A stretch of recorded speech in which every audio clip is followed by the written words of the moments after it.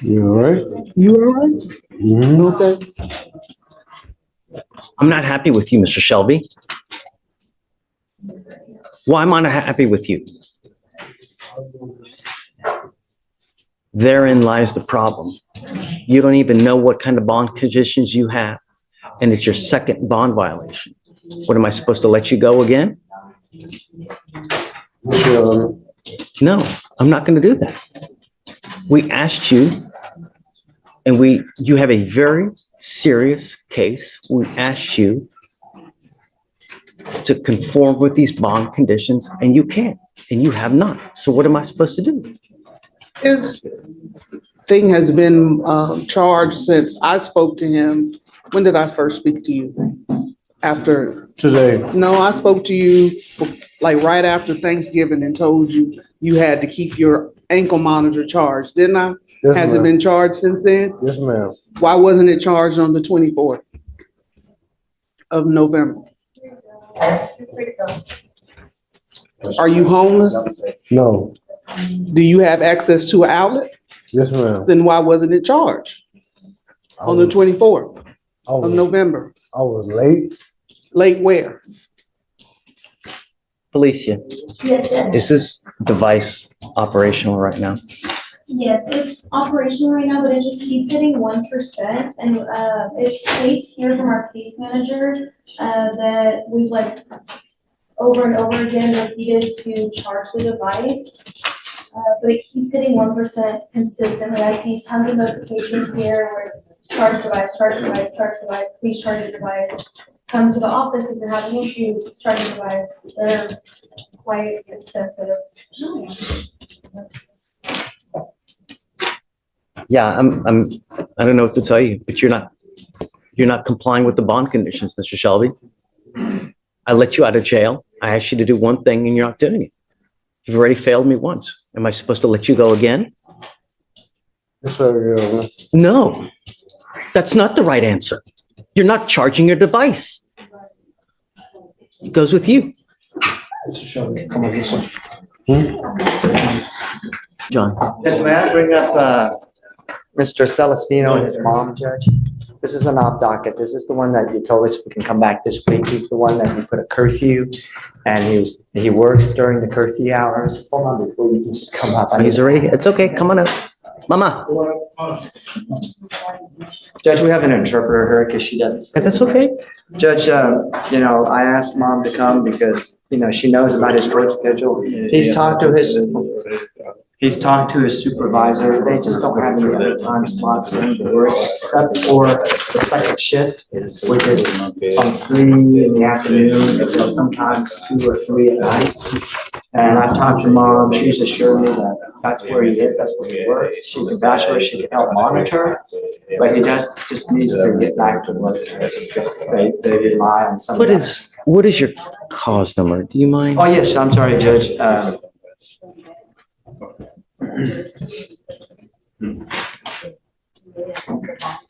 It is 251. Okay. 7372, Judge.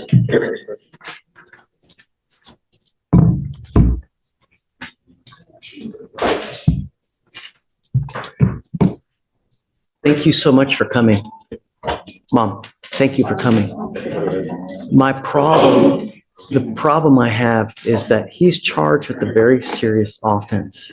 He's young. And while he's on bond for this case, he's continued to mess up. It's not the first time I've brought him back here for violating conditions of his bond. He has had bond violations in that he's continuing to mess up. And it scares me to let a 17-year-old out at 3 in the morning because I don't know what's going on at 3 in the morning and it's hard for me to monitor.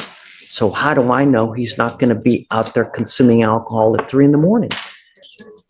That's what scares me.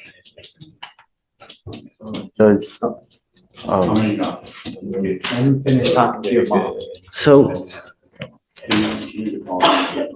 a lot of people tell me that they're doing one thing, and then when they leave and they go out the doors, they do something completely different. And so that's why it scares me. What he's charged with, he's continued to have violations while he's on bond. And now he wants me to let him out at 3 a.m. I understand he's saying he's working, but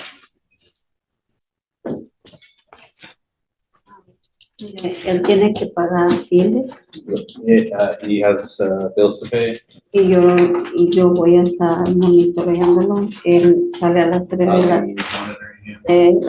de la tarde y sale a las 2 de la mañana. He leaves at 3 p.m. and finishes at 2 a.m.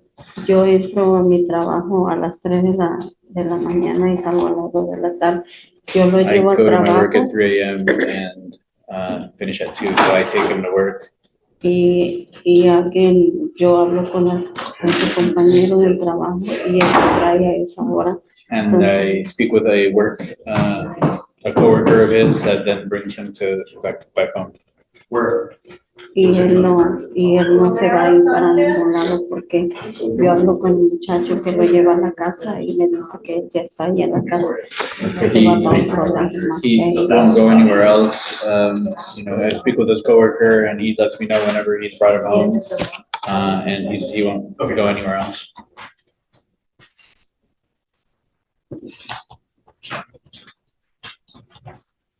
Ms. Siegler, are you familiar with this? Can I? What? Probably not familiar with it. Right. So what we have here is we have a young 17-year-old with a DWI, right? He's on bond. The case is old. I mean, what are we doing anyways? The problem is, he's a .18, and we're trying to get all this mitigation stuff in. I think. He's a .18 and he's a 17-year-old? And so we gotta get that mitigation in. You won't accept the time served, so valid mitigation or probation. So I'm trying to get that in as fast as I can. Nathan has already told me that there's already a quitting clock, so I'm trying to get that ASAP, Judge. I turn them around as fast as I can. I don't want to be blamed for not taking a time served. If he wants to take a time served, then he can take a time served. But you need to understand is that when you plead guilty, it stays with you for the rest of your life. I will explain that. I never think it's a good idea at 17-year-old to potentially shut a door when you have the ability, if you're granted entry into this program, to try to get this dismissed.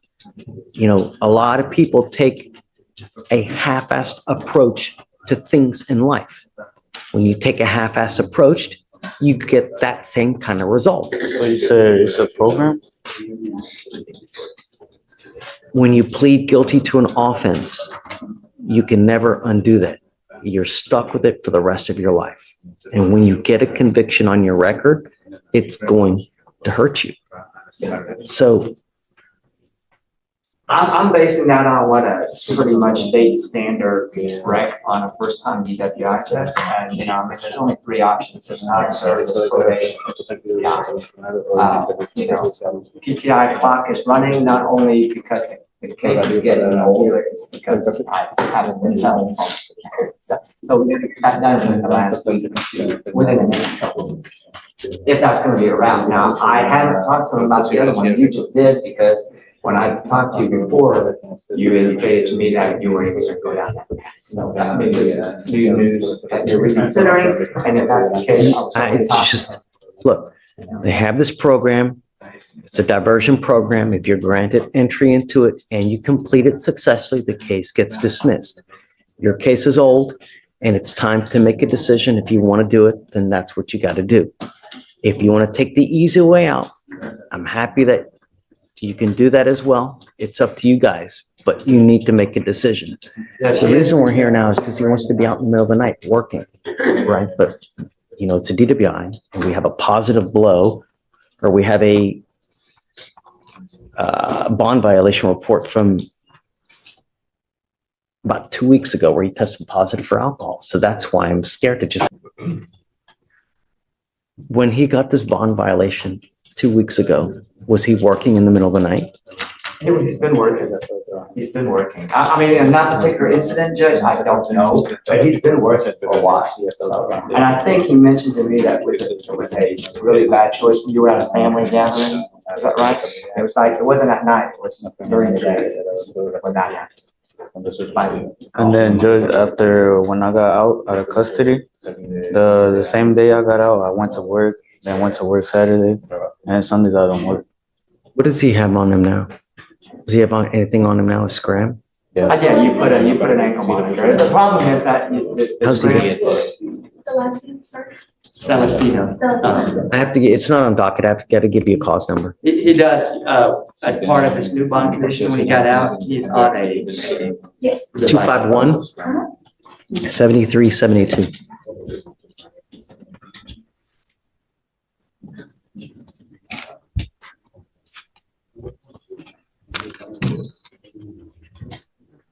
Yes, I have a GPS device with a curfew and then a scram device as of the. Has he been good on the scram? I believe so, but let me just double check.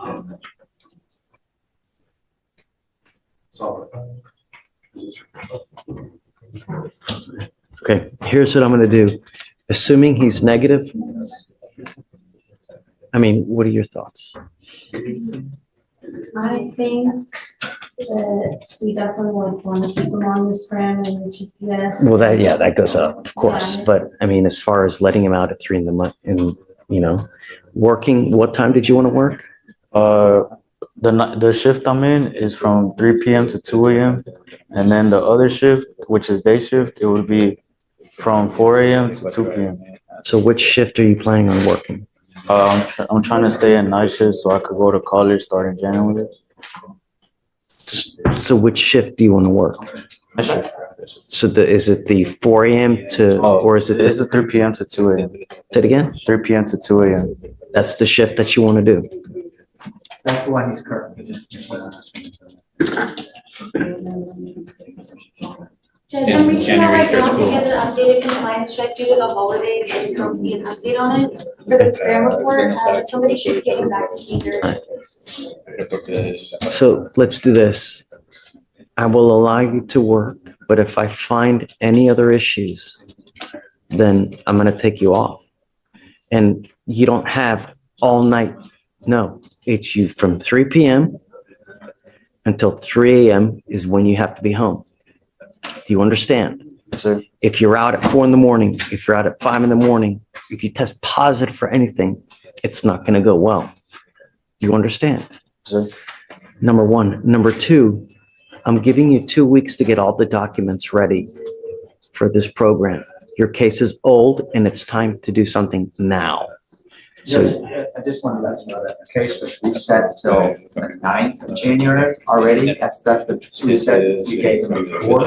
And this is an outline, it's just to try to clear up the curfew.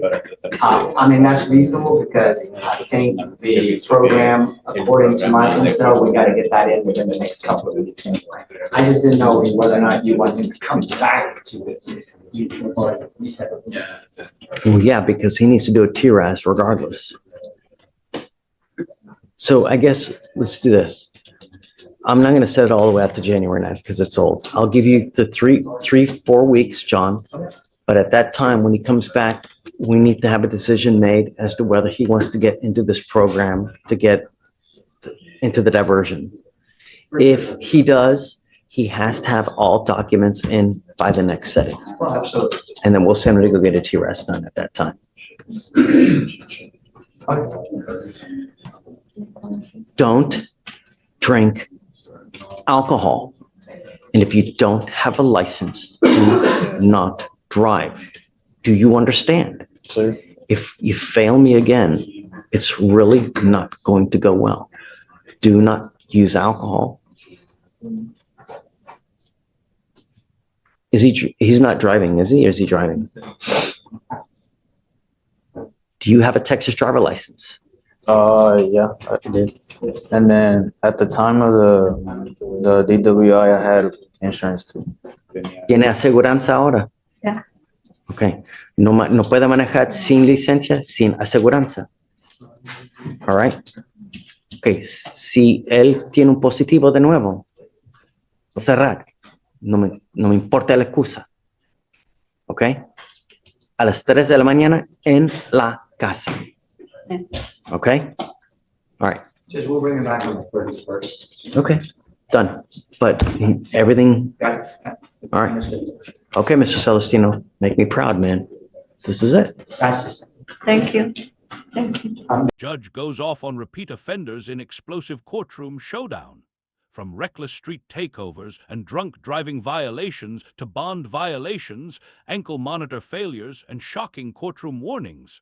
This hearing had absolute chaos from start to finish. One teen fighting a serious DWI case begged to keep his late-night job while the judge questioned whether he could be trusted outside at 3 a.m. Another defendant got slammed after police caught him doing dangerous donuts in a packed parking lot during a massive street takeover. The judge didn't hold back, warning young defendants that repeated arrests, alcohol violations, and criminal convictions could destroy their futures forever. Emotional moments erupted as parents stepped in to defend their children, while others faced strict GPS monitoring, curfews, drug testing, and threats of jail time if they messed up again. From heated lectures about life choices and education to terrifying consequences for violating bond conditions, this courtroom became a brutal wake-up call for everyone involved. One wrong decision after another pushed the judge to the edge, and the final warnings shocked the entire